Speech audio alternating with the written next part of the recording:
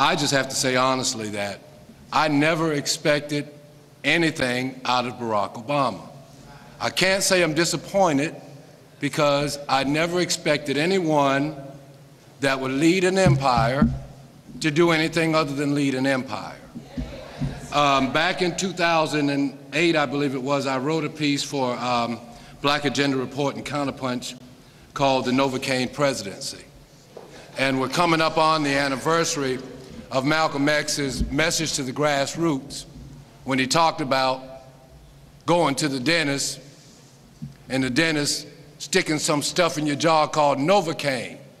And there you are, you're sitting in a chair and blood's trickling down your jaw, and you sit there and you suffer peacefully.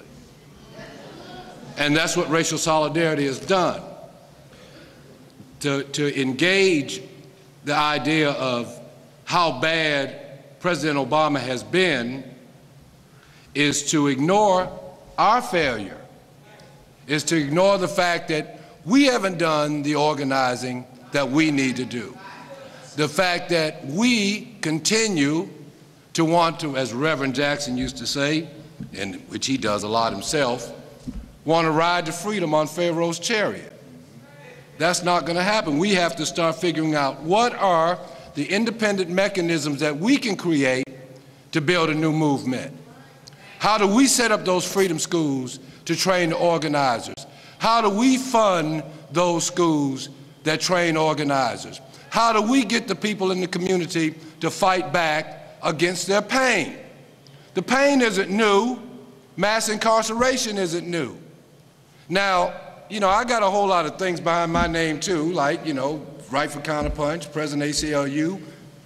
My dad went in the Navy in 1940 and spent 27 years in the Navy because he thought he had to join the military to get out of the circumstances of the South.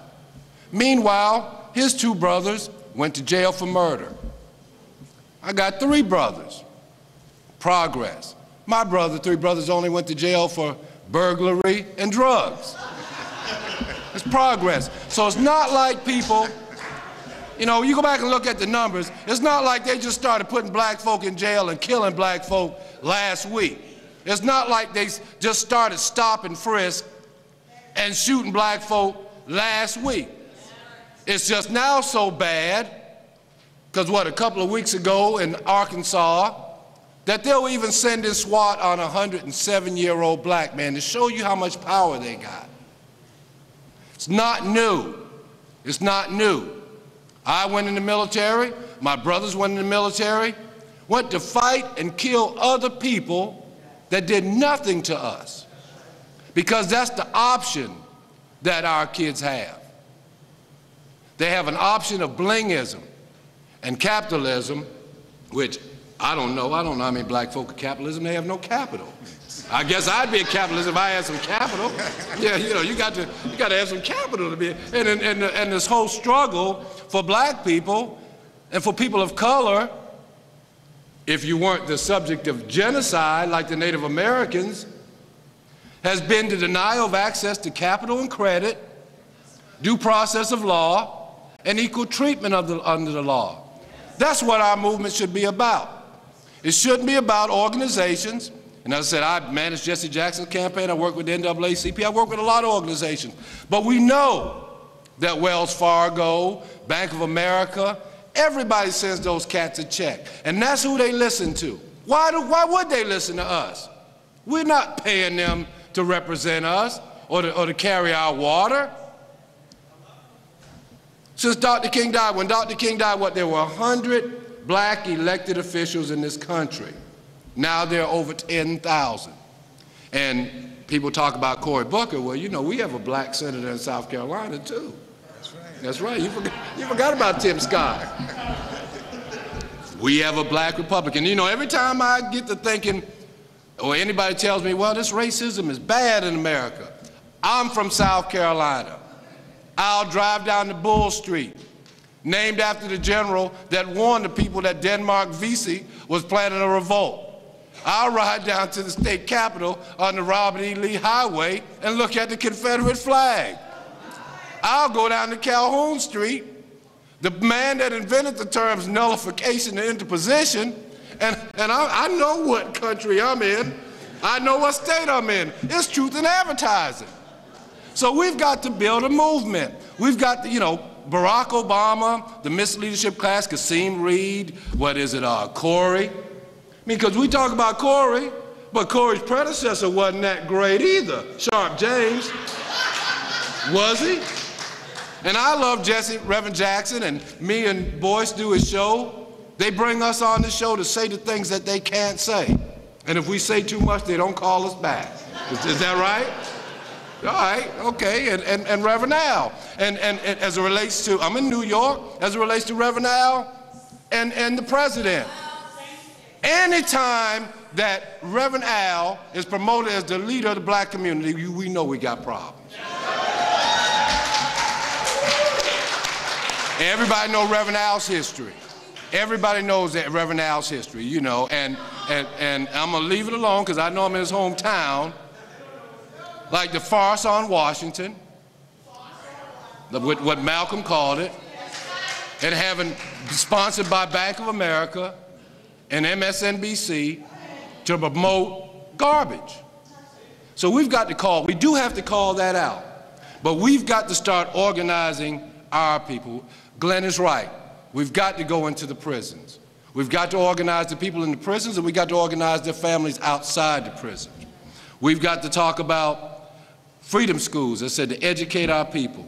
We got to start organizing people, fighting against this alienation that comes from gentrification. When they move the people out the cities and they move them into these subprime houses that none of them kept, then where do they go? And then we're in a culture where we tell them, well, it's your fault. And we're in a culture where rappers, and we older people have to confront this, are feeding the community garbage. They're feeding them this idea of capitalism and blingism and the facsimile of luxury. And this idea that what they need to achieve in life is wealth and capitalism and blingism and more, and greed. When I was coming up, and I heard somebody say it earlier, when we were coming up in the South in the 60s and 70s, when our communities were intact, because we can't even define, how do we define a black community right now that's scattered all over the place? How do we define that? And when we talk about unity, what does that mean? Everybody talks about unity and racial solidarity. People are unified behind Barack Obama to go kill people, more people that we don't know. People are unified behind Barack Obama in an assassination program. And nobody even talks about the Africans that were killed in Libya. No one even mentions that. So what are we unified for? What are we fighting for? Are we fighting for capitalism? Are we fighting to change the structures? We're talking about doing away with the banks. We're really talking about attacking capitalism. So what does that mean? When we look at what's going on in this so-called farce of a debate about Obamacare, I started calling it the Affordable Care Act because, it's not Obamacare. It ought to be something that people embrace. But the reality is we should have been arguing for single payer, and we shouldn't have never given up on that. And in one respect, this failure of a program, because the people in this room who have health insurance don't even know what the people who are signing up for that program are going through. Don't even really understand the program. And then in the South, the people who really need the health care are being cut out because they can't qualify for Medicaid. And they're in these GOP states in the South where the majority of African Americans live, where there's very little organizing going on, and where the NAACP and black legislators negotiate with the GOP for their seats that they have forever. So we do have to talk about a new politic, but we got to be clear about that new politic. And it does mean that we can't be servants to the Democratic Party. I'm certain that not many people in here are servants to the Republican Party. Although, you know, I edited 2 newspapers in which the publishers were both Republicans, and I asked them, why, you know, what's this, how do black people become Republicans? And they say, the line is shorter. The line is shorter. Everybody getting paid. So we've got to talk about what our movement's about. We got to talk about what kind of country we want. How do we make an economically sustainable country, which means that we do have to talk out in the open about socialism. And we do have to talk about defeating capitalism, which is basically based on greed and based on exploitation. It's what these kids' music is totally based on. I'm gonna sell some dope, I'm gonna hook up with my bitch, I'm gonna get busted, I'm gonna go to jail, I'm gonna get out and sing about it some more. We got to stop that. Music that has no content to the future of our people. We got to challenge that. So I really appreciate Black Agenda Report. I always have. I write for Black Agenda Report and Progressive and Counterpunch, but Counterpunch and Black Agenda Report are the 2 places where if it's edited, you'll edit it because they won't. You can say what you want to say. And for the record, I'm glad that Black Agenda Report, you know, I think every now and then it's like, you know what, we need to challenge our own people. Obama is going to be Obama. What we have to worry about, a young friend of mine in Atlanta was telling me, well, you know, he's got a future ahead of him. Maybe he'll leave office and he'll be like Jimmy Carter. And someone told me, and you know what, that's a thought. Because people will buy into this idea of skin privilege, black skin privilege, light skin privilege, and Barack Obama being something that he is not. Barack Obama, and people get mad, it's like, man, you know, he's black. He said he was black. But Barack Obama grew up in Hawaii and went to Indonesia. And I grew up in South Carolina. I don't know what growing up in Indonesia, I mean, of course, I'm sure there are oppressed people in Indonesia, but they weren't in the South in the 60s. And Barack Obama he's the head of the empire. Well, he's the figurehead of the empire. He's the figurehead of the empire. It's like Malcolm said, it's like Malcolm says, he's there to appease the masses, to make them feel good for those black people, and there are a lot of them in this country, that what they want is white folks' acceptance. That's what they want. And he represents that for them. Cory Booker represents that for him.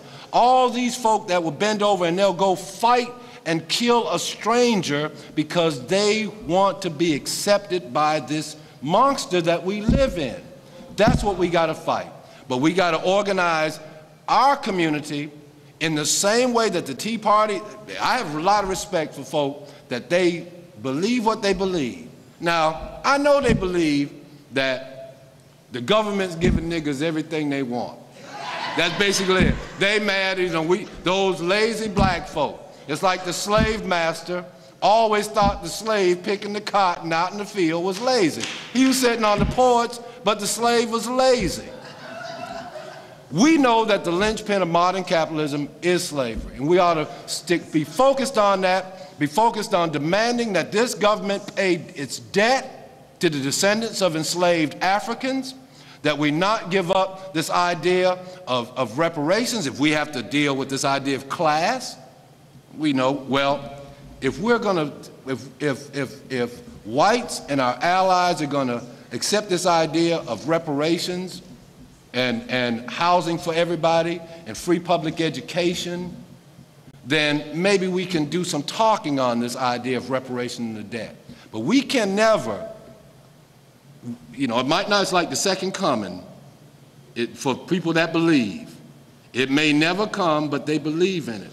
We've got to stay focused on what we believe in, on the debt that this nation owes the people that built this country, on the debt that established the foundation of modern capitalism in this world. We got to demand that this government stop going to war. The missing element in all this discussion about the debt and the debt ceiling was all the money that we spend in the military. The fact that we spend $1.5 million per troop, per tour in all these countries that we've been fighting in. We've got to stay focused on our message and forget about the message of the empire.